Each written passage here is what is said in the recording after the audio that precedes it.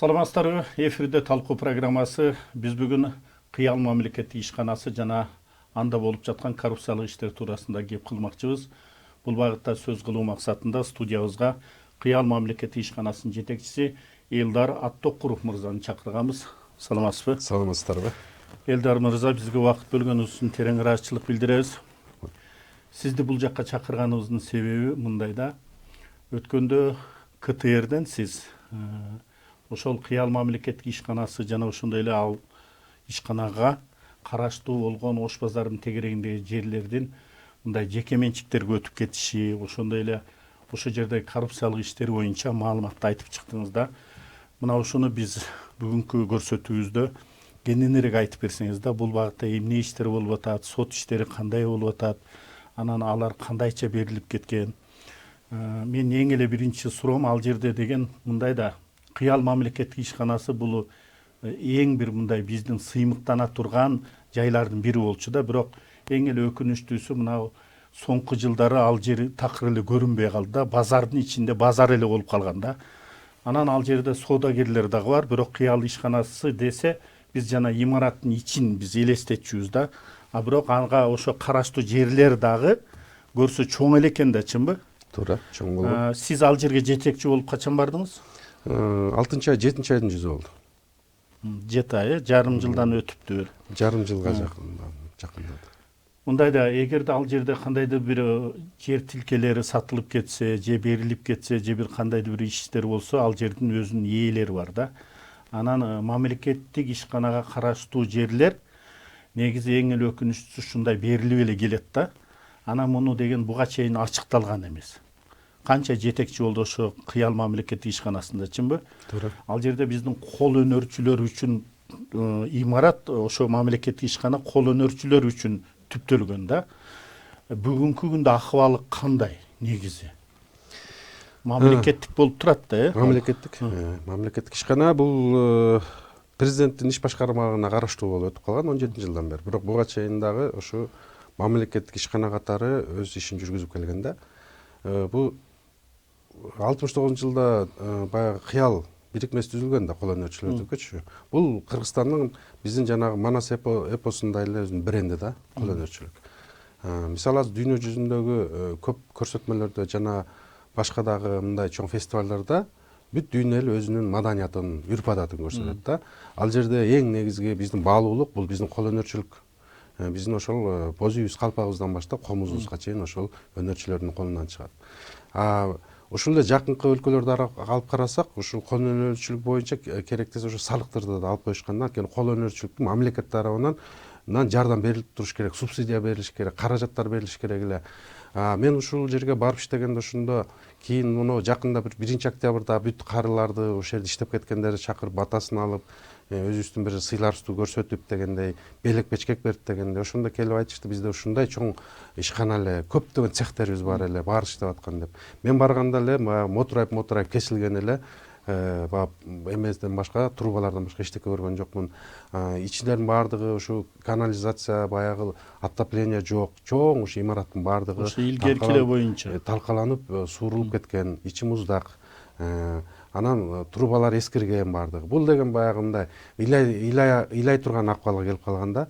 Ошол эле учурда биздин цехтердеги жумушчулардын айлыгы аз, өзүн актабайт деген. Ошол имараттын ичинде цехтер бар. Цехтер бар. Баягы бизде байрактарды жана ошондой эле биздин калпактарды, ошондой эле ушу биздин ал жобобуз эки тарапка, эл аралык тарапка чыкканда ошолорго ылайыктуу биз эксклюзивный сувенирлер даярдайбыз да. Биз өтө көп массада эмес, бирок эксклюзивдик. Анан бирок мындай ошонун эски имараттын ичинде ушундай акыбалда турабыз, бирок тегерегибизде базарыбыз бар, жерибиз бар, бирок ишканабыз карыз да. Өкүнүчтүүсүчү. Кебетеси тиги кейишти. Анан агылып аткан каражаттар кандайча биз ушундай чоң мүмкүнчүлүгүбүз менен туруп ушундай карыз ишкана болуп калдык да. Мен барганда ушу 1 ай аралыгында анализ жүргүзүп бүт административдик, финансылык, чарбалык жактарын баарын анализ жүргүзүп, анан өзүмдүн бир 6 айлык программам түзгөм. Ошол жерде дефекттер, ошол жерде укуктук ченемдик актылардын туура эместиктери, ошо Кыялга болгон мыйзамдык жагынан дагы өтө оор ишкананын жылышычы. Себеби жалгыз эле кыял эмес, азыр Кыргызстандагы көптөгөн мамлекеттик ишканалардын иш алып баруусунда мындай оор мыйзамдык жеңил эркин иш алып барышыбыз керек эле да. Бирок тилекке каршы ал жерде деген мындай баягы бирин бири эле башкарып жогору жактан эле деп эле ушундай деп бир системадай түзүлгөндөй да. Анан карап отуруп анан ойлодум, бул система туура эмес система. Биз азыр аракет кылып көрөлү деп туруп эле биринчи ошондо башкармалык чакырып калды президенттин алдындагы. Сиздин карыздарыңыз бар экен, жаңы келген директорсуз, октябрга чейин жабыңыз, 1-октябрга чейин. Анан 1-октябрь аралыгында, 6 ай аралыгында анча карызды кутулуп кетиш мага маселе турган, бирок ушундай бир күнү түнү тынбай иштөө процессин өттүк да. Ошону менен биз менин командам 3 айда жаап кеттик карызды.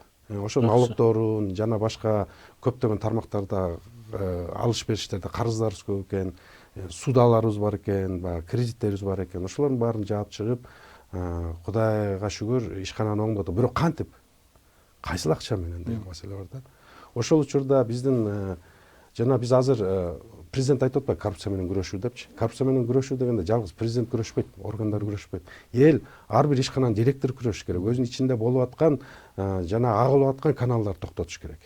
Анан ошолордун баардыгын бухгалтерия аркылуу, баягындай двойная бухгалтерия ушундай деген нерселерден арылыш керек. Ошондо гана налог өнүгөт, налог өсөт да.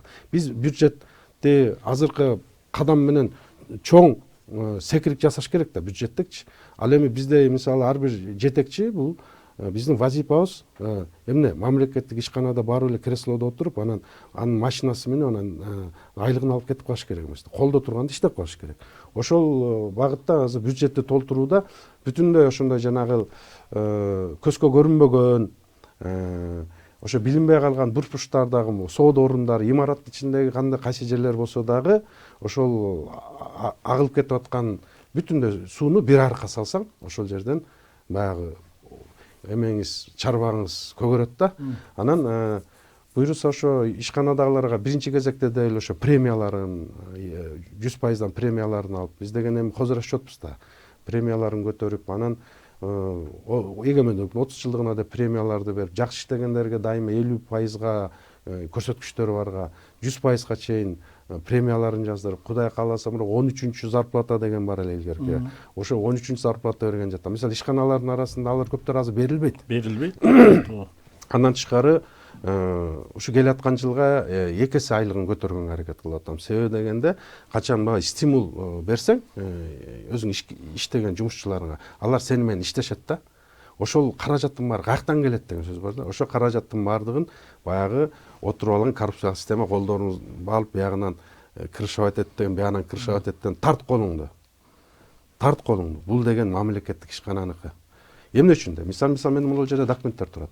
Биринчи кыялдын бул да жок экен, ишканада жок экен. Мен ушу архивтердин баардыгынан алдыртып, изилдетип жүрүп, кыялдын биринчи баштапкы документин алып чыктым. Биздин жанагы Лош базардагы жер биздики экен, кыялдык экен.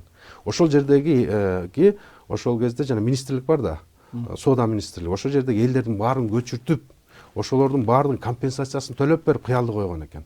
Анан эле кайсы жылы эгемендүүлүк келди. Эгемендүүлүк келгенден кийин эле анан 5 сары деген чыга калат. Ал деген мынча гектар жерде эмеге автостоянка калам, бул жерде автостоянка калам деп ушинтип отуруп эле анан мыйзамсыз курат эмечи жана компания үйдү курат. Анан мыйзам боюнча ушу үй курулушу ошонун тегерегинде эле ошого ылайыктуу 49 жылга чыгарат жерин. Ошол эле учурда карап көрсөңүз, эми биз мамлекеттик президенттин алдындагы ишкана болуп атсак, биздин имараттын ичинде бирөө кызыл китеп чыгарып алыптыр. Ал кызыл китеп чыгарып, тегерегин тосуп, анан сатуу орунан торговый точкаларга айлантып алыптыр. Анан иш сотто. Бул иш мисалы 5 сары менен барган иш жогорку сотто каралып бүтүп калыптыр да. Мен ойлойм да, эгерде ушул иштерди караса, ошондой мамлекеттик ишканага чыккынчылык кылган, ошо мамлекет бүкө чыккынчылык кылган соттордун баардыгынын кайра иш чараларын карап чыгуу боюнчачы буюрса, урматтуу президент жанагы антикоррупцияга каршы кеңештер, ушулардын баардыгын кайра биз тизмелеп кайрадан бир сыйра аккредитация жасаш керек сотторду. Менде толтурасыз мисалы соттордун тизмеси бар. Ошондой жанагындай чечимдер туура эмес. Мамлекеттик Бирок ошондой жерлердин кызыл китепке чейин чыгып берилип кетишине мындай да ал жер өзү эле берилбейт да. Буга деген жогорку мисалы үчүн шаар бийлиги бар, архитектура бар, чынбы? Анан президенттик администрацияга караштуу экен. Ал жерде макулдук болбосо жөн эле бериле бербейт да мунун баары. Эми азыр мисалы бир туура бир документтерде мен фамилияларды айтпайм да. Мунун аркасын караганда эле жана согласование деп коет. Ошо согласование жүргүзгөндө бу жерде ошол сиз айткандай мэриянын, архитектуранын өкүлдөрү жана башка дегенчи чоң бир жерде мындай жарылуучу ириң бар да. Ириң бар. Эми азыр ошолор менен мисалы мен күрөшүп атам деп айтайын да, мисалы да күрөшүп атам деп. Бирок мен эле эмес. Эл дагы, коомчулук дагы чындыкты айтыш керек да. Ушул жерде мамлекеттин бюджетин үчүн күрөшүп атабыз. Ал жерде башка бизде кызыкчылык жок. Мен мамлекеттик кызматкермин да, Анда мен бизде качан мамлекеттүүлүк түшүнүк болгондо ар бир инсанда, ар бир ушул жетекчиде жөн эле ошол биздин кичике балдарыбызга чейин төрөлгөн мамлекеттүүлүк түшүнүк менен болуш керек. Бизде качан мамлекетке ушул 10%-дан салсак жанагы салыкты, ошондо мамлекет onu өнүгөт, жолдор салынат деген сыяктуу эле жөнөкөй түшүнүк. Ушул түшүнүктү дагы мына нафсиге салыш керек да, мамлекет үчүн иштеп койолчу.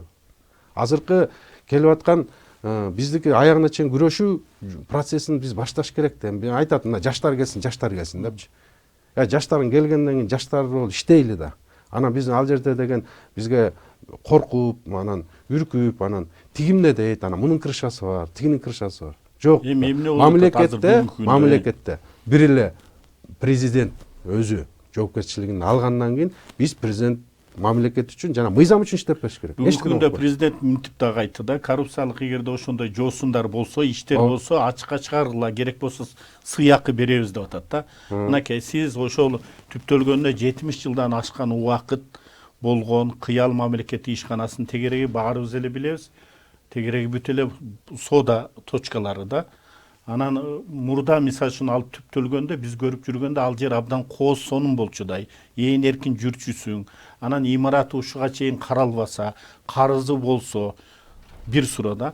Бүгүнкү күндө ошо карыздан да кутулуп, анан кийин сиз айтып атасыз ошо премияларды берип, анан 13-чү айлыкты да берем деп атасыз. Анан кийин айлыкты да көтөрөм деп атасыз да.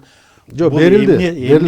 Эмненин артынан болуп атат. Анан ошондой мыйзамсыз берилип кеткен жерлер, ошо жердеги эмне болуп атат? Эмнелер мыйзамсыз ал жерде? Биз азыр мен кафелер бар ал жерде, чынбы? Соода орундары бар. Мисалы ошол жанагы кызыл китеп чыгарып алдым деп, мисалы сиздин да менин да үйүм болсо, биз өзүбүздүн турган үйүбүз үчүн мамлекетке жылына 1-сентябрга чейин салыгын төлөйбүз.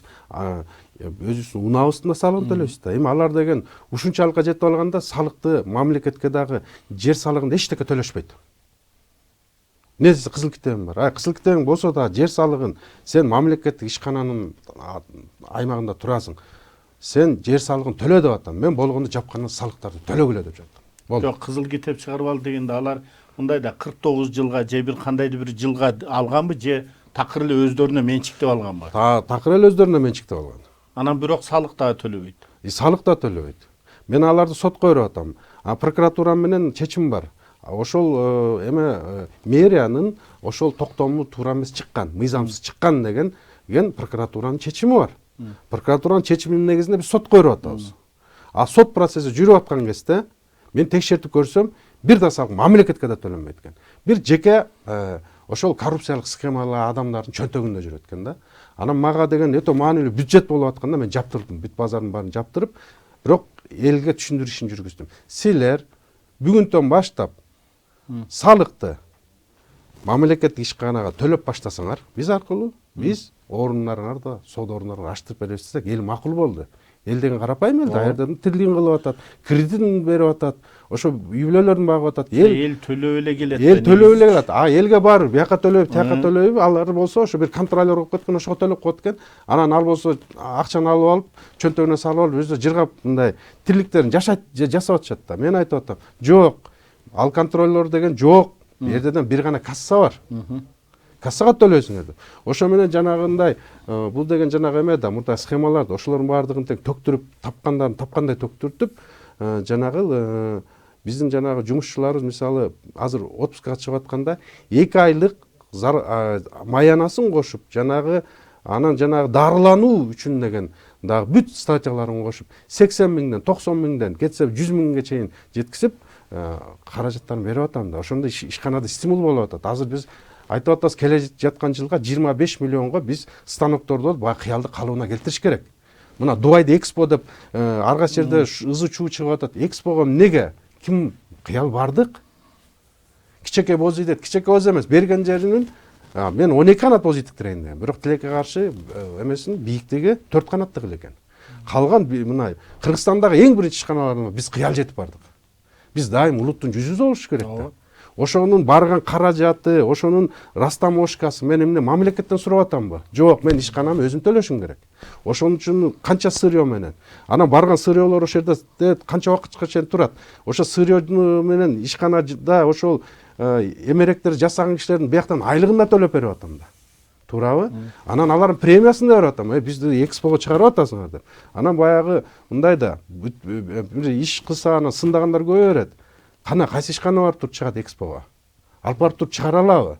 Ошондой биз бир кадамдар менен эл аралык деңгээлде Кыргызстан өзүнүн жүзүн көрсөтүп, бул жагы менен, биягы менен күрөш. Бул жагына дүйнө жүзүнө биз аралыкта жанагы өткөндө айтты, биз жанагы кедей өлкөлөрдүн синдромуна чыгыш керек дертерек. Биз кедей болуш керек. Сиздин аракетиңиз абдан жакшы да. Мына өзгөчө ошол жамааттын ошол айлыктарын көтөрүп, карызынан кутултуп, анан кийин мындай мыйзамсыз тараптарды жаап, анан мамлекетке да ошо салыкты ушундай иретке келтирип баштапсыз, өзү иштегениңизге 7 ай эле болду дейсиз. Көп жумуш болуптур да. Бирок мындайда ушундай мыйзамсыз тараптарды ачып баштаганда кимге болбосун кандайдыр бир коркутуулар же текшерүүлөр ушундай болот да. Сиз эми мындай 7 ай болду дегениңизге дагы бир суроо да. Сиз мынакей жаңы бийлик менен келген адам экенсиз. Анан бирок ошончо иштерди жасап атыпсыз. Коллектив колдоп атабы? Негизи эмне деп атат ошо жерде? Коллективге коллективдин өзү негизи жарылуу жокпу? Коллективдин өзү биз негизи кол өнөрчүлүкпүз. Ооба. Кол өнөрчүлүк болгондон менен анан иштейт. Бизде деген 70тен ашык киши иштейт, бирок 155ке чейин штатыбыз бар. Качан жана заказ көбөйгөндө жана издержек деп туруп көбөйтөбүз. Ага биздин укугубуз бар да, мындай айлык бериш үчүн мыйзамдуу болуш керек. Анан сиз айткандай мен келгенден келип жана негизги ажоз айтты го, балык башынан сасыйт деп. Ошо негизги баштарды алганда баштап менден текшерүү кете элек. Чындыгын айтайын. Мына мисалы 3 ноябрга чейин текшерип бүтүштү. Мына 3 ноябрь өттү го. Мына азыр ноябрдын кайсы 23 болду да. Кайра 20 күндөн дагы текшерүү келип атат. Мен мындайда мен отуруп иштеп бир жакшы команда алып келип иштеп баштасам эле мага айтпайлы. Мен орун басарларымды алып кайра башка кишилерди орун басар кылып, мен түшүнбөйм, келсем мен карттан келмесем мени жаңы орун басарыңыз болом, анан мен сиздин главный бухгалтериңиз болом дейт. Мен өзүмдүн ишене турган кишилер менен качан иштейм мен? Анан текшерүү келет, анан эле ушинтип эле булар негизи бул системалык коррупция мынтип тамырлашып отуруп ушул жогору жакка чейин мындай өтүп кеткен экен да, бул өтө мындай эме жана бул отурукташып ошол жерде такыр эле мына 20-30 жылдан бери бири менен өтүп алган экен да, ошо жанагы жерди бербеш керек да, жанагы жерде бир алтын бар да, байлык бар, ошону бербеш. Бирок бербеш керек эмес, мамлекетке салыгын төлөө да иштей бер да, эмне үчүн салыктан качасыңар? Жем жеген акырынан ажырагысы келбегендер. Ошо да. Анан алар ойлоп атат, мен баягы эмнеде, буну эртерээк кызматтан алуу керекпи? Алардын кызыкчылыгы, өздөрүнүн кишилерин коюу керекпи? Сиз мисалы, сиз министр болсоңуз, сиздин зам министрди коюш үчүн, министр өзү представление берет. Анан премьер-министр, анан же болбосо мурдагы администрация жетекчиси, анан керек десе министрге азыр коюш үчүн президент коюп атса, администрация жетекчиси представление берет, ушуну зам министр болсун деп. Чоң мына бийликтин системасында, структурасында ушул эле келаткан салт боюнча эле документация боюнча. Сиз болсо билбей каласыз. Мен болсо келсем жаңы заместителим отурат да, мен сиздин замыңызмын деп. Бухгалтерлар алып. Дагы бирөө отурат, мен сиздин орун басарыңызмын деп. мен башкы бухгалтериянын баарын тазалатып илетке келтирип бирөөнү алып келип ошол системада иштеп жүргөн көп жылдан бери башкы бухгалтер болуп таза иштеп жүргөн адамдарды лупа менен табыш кыйын да ошо менен таап алып келип отургузуп ушуну болом деп жогору жакка жөнөтсөң ушуну эмеге башкы бухгалтерге коюп жок башка бир главный бухгалтерде эмес мына кассада иштеп жүргөндөр жөнөтөт да анан ушундайдын өзү системалык буттоосулар да бирок мен андан коркуп да кетпейм мен андан эч нерсе кемибейт меникичи болгону күрөш жүргүзүп бир баштап алгандан кийин аягына чыгыш керек да керек десе мына азыр мына мен кандай күрөш жүргүзүп атканымды тууралуу коллектив эле эмес сыртта базар да билет кандай иш болуп аткан анан бир кызык жери буну базар системасынын ичинде мындай деген маселе бар экен 5 контейнериң 10 контейнериң болот экен анын ичине субарендатор киргизип коет экенсиң дагы үстөн акчаны каймагын алып отура берет экенсиң мен ойлоп атам эмнеге арендатор менен субарендатор бул мыйзам боюнча экөөнүн ортосунда келишим болуш керек келишимдин ичинде ошол администрацияда макулдугун бериш керек анан ошол келишилген сумманын ичинен 10% налогко төлөнүш керек бул да төлөнбөй жатат да эми сен келип туруп ошол 10 чакты контейнерди жаап налогун төлөгүлө десең сага кайра текшерүү жөнөтөт да бул ушул адамдардын аты фамилиясын айтпай эле коеюн бирок эртеси күнү чындык чырылдап бир күнү жарылат президент айтпады атын айткыла ачык ким коррупция менен болуп атат бүт фамилиялар бар ошолда Элдер мырза мынакей сиз айткандай ошондой мекенчил анан таза иштейм деген жетекчилерди бул колдош керек да жамаат колдоп атса демек аткаминерлер сиздердин жетекчилик дагы колдош керек тилекке каршы биздин президентибиз өзү колдоодо айттырган тийишпегиле жакшы иштеп келатат тийишпегиле бул балага тийишпегиле деген ошол күндөн баштап кайра тетирисинен башкалары баягы ортодо деген башка маалыматтарды жеткизгендер бар да алар мен айтып атам мен аягына чейин барам жок себеби дегенде бул иштер боюнча азыр сот процесстери жүрүп атат ооба сот процесстери жүрүп атат башкы прокуратурага коопсуздук кеңешине бересиздерби эгерде ушундай тоскоолдуктар боло берсе кандай кыласыңар сиздер мен азыр кайрыласыңар мыйзам чегинде эле барып атам сот иши мененчи бирок мындай ойлодум да буга чейин мага чейин деле директорлор соттошуп соттон эч ким чындык ала албай эле баягы мамлекет тарабынан эмей эле баягы акчалуулар тарабында жүргөн экен да алар боюнча толук мындай тизмелерин дайындап маалыматтарды берип атам азыр да иштерим сотто көп иштер бар мен күндө 3-төн 2 процедурам бар сотто жанагы жумуш мен тиги жумушта отурган кишилерди баягы отуруп иштешеби баары иштешип анан иштеше албагандар ошол система менен жүргөндөр эл айтат өзүң көрөсүң кандай иштеп атканын анан ошолорду мисалы жумуштан бүгүн аласың да өзү кетет да жумуштан кетип алып анан кийин кайра барып больничныйга ошол эле күнгө больничный алып баягы таң каласың больничный системасы деген да бул бир маселе экен да анан ошентип анан соттошкондорду күндө таза эле адамга больничный берип алганга болот 3 ай жатат бул больницадан тиги больницага тиги больницага 3 ай жатат мен даже Минздравга жаздым ушундай болобу же булар мен эмеге чыгарышым керекпи жанагы инвалидностька чыгарыш керек да 3 айдан 3 айдан кийин инвалидсиз жок дагы эле больничныйда тигилер айтат ой текшерттик биз Минздравдан кат келет текшерүү жүргүзүлдү бүт баардыгы да так экен кайдан так 25-inde биякта больничный бүтүп атат 24-ünde башка жерден аштырып атат бул кандай болот көрсөтүп берип атасың жок бул ошонун баардыгы тең жанагы элдин өзүнүн мамлекеттик деген түшүнүгүн көтөрүп мамлекет деген түшүнүктө патриотизмди баягы сезим көтөргөндө баягы адамдардын ойго туш керек да мамлекеттичи ошого мындай өзүң да жертвага барышың керек да ушунчалык ыйлай турган акыбалга келип чын эле чөгөлөп ыйлангып отуруп атып ушул мамлекетти ушунча талкалап жейбизби ушунча тонойбузбу депчи кандай бир фамилияларды азыр айтпай эле коеюн мен да изилдөө жүргүздүм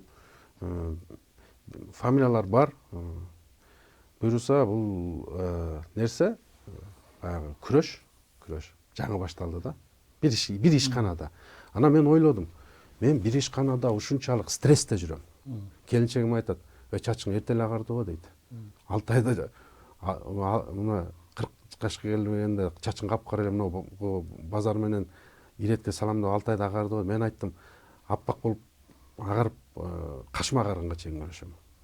Эми Элдар мырза, албетте ошондой аракет көрүп атканыңыз бул кубанычтуу нерсе да, бирок сиз айткандай бул дагы абдан оор, мынакей текшерүүдөн текшерүү келип атат дейт.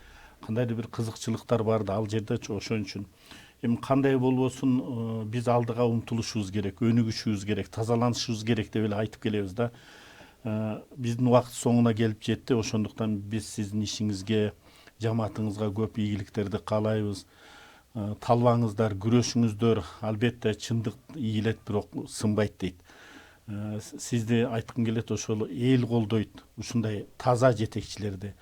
Анан ошондой жетекчилерди биз деген эл астында көрсөтүп, үлгү катары дагы алып жүрүшүбүз керек. Ошон үчүн мен сизге чоң колдоону каалайт элем. Рахмат. Рахмат. Урматтуу телекөрүүчүлөр, сиздер кезектеги талкуу программасын көрдүңүздөр. Биз бүгүн мамлекеттик кыял ишканасындагы абал жана ошондой эле ал жердеги мыйзамсыз аракеттер, ошондой эле коррупциялык иштер туурасында кеп кылдык. Ал эми биздин бүгүнкү студиябыздын коногу мына ушул кыял мамлекеттик ишканасынын жетекчиси Элдар Аттакуров мырза болду. Анда кайрадан көрүшкөнчө сак саламат болуңуздар.